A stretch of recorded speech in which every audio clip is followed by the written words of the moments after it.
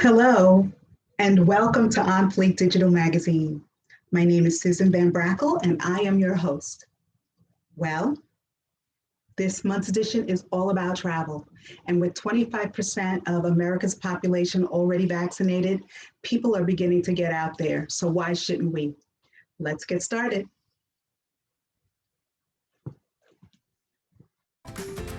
With record numbers of flyers this summer, travelers are reminded to plan ahead for airport security screening. Here are 5 steps to keep in mind. Apply for a trusted traveler program such as TSA PreCheck, Global Entry, or Nexus. Ensure you have proper ID and that your name matches the boarding pass. Check for prohibited items. If you're not sure what's prohibited, check TSA's list of prohibited items at tsa.gov. Arrive early. Arrive 2 hours early when flying domestic and arrive 3 hours early when flying international. Finally, prepare for security. Have your ID and boarding pass out. Remove large electronics, including laptop computers. Remove 311 compliant liquid bags. And consider checking your bags instead of carrying them on. Your security is our priority. For more information, visit tsa.gov. People who are not fully vaccinated will still need to get tested 1 to 3 days before travel, will still need to get tested 3 to 5 days after traveling, and to self-quarantine for 7 to 10 days. They should also monitor symptoms and wear a mask and take other precautions during travel. Those that are fully vaccinated need only monitor for symptoms and wear a mask, but are not required to have any testing before or after they travel domestically.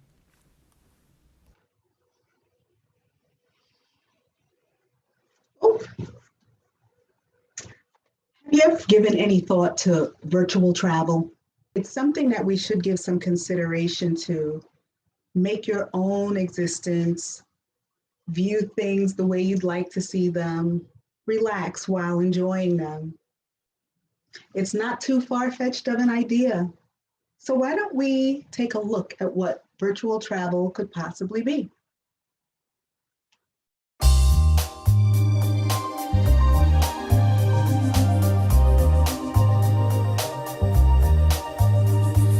You left without a note. You never said goodbye. I looked for you. I looked for you. You left without a note. You never said goodbye. I looked for you. I looked for you. I saw you in Warsaw, dancing in the dark. I saw you in Warsaw, dancing in the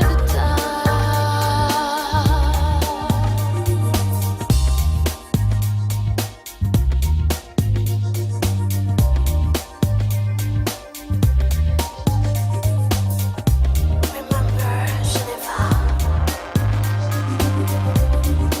Remember Saint-Tropez. Remember Florence. Remember everything. Everything. I saw you in Warsaw, dancing in the dark. Saw you in Warsaw, dancing in the dark.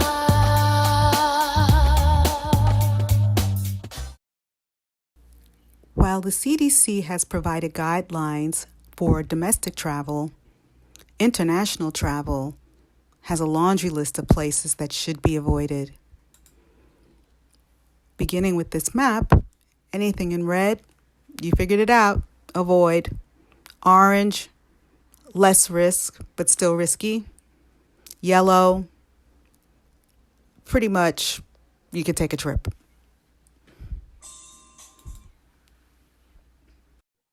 No travel segment would be complete without talking about cruising.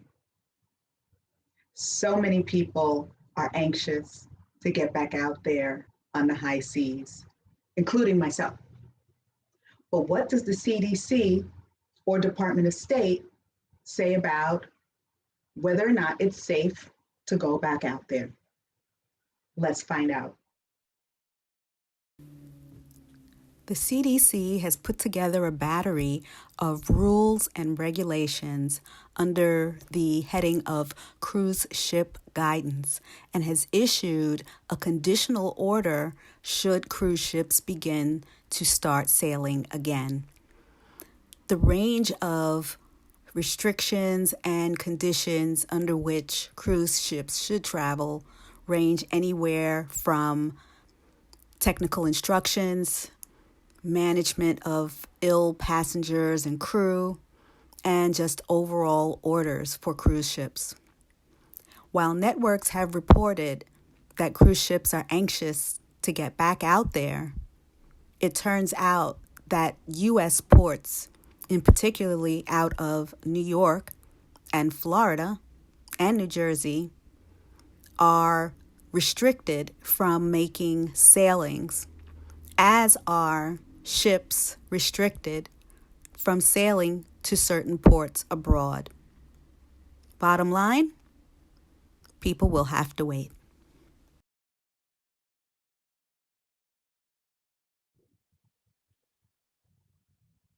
You know, during last year's pandemic shutdown, many people in media had to hunker in, go into their basements, and begin filming from their own homes.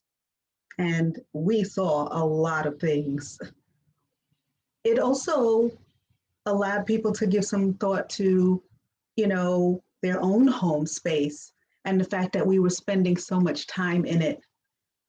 Color, composition, furniture. People actually started to say, what can I change about my home to make it more comfortable? So the people here at On Fleek Digital Magazine partnered with Home and Hearth Magazine to provide some ideas, a wish list, if you will, of looks that you would ideally have if you were redecorating your home. And then, of course, there is the virtual space, just as I'd mentioned in the segment beforehand. When you create your own virtual space, you create it to be exactly what you would have it to be in a perfect world. So let's take a look at some virtual spaces provided to us in a gallery from Home and Hearth Magazine.